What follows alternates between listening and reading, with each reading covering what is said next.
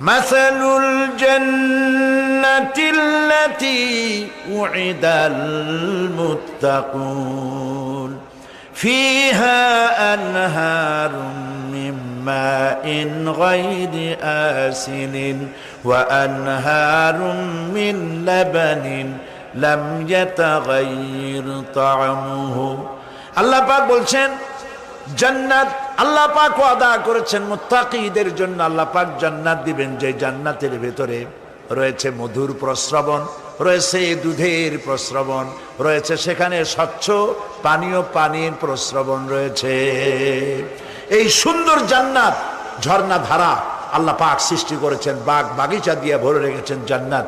সেই জান্নাত হবে এয়ার কন্ডিশন, রৌদ্রের তাপ হবে না সেখানে, রৌদ্রের খরতাপ হবে না সেখানে, ঠান্ডার প্রচন্ডতা থাকবে না।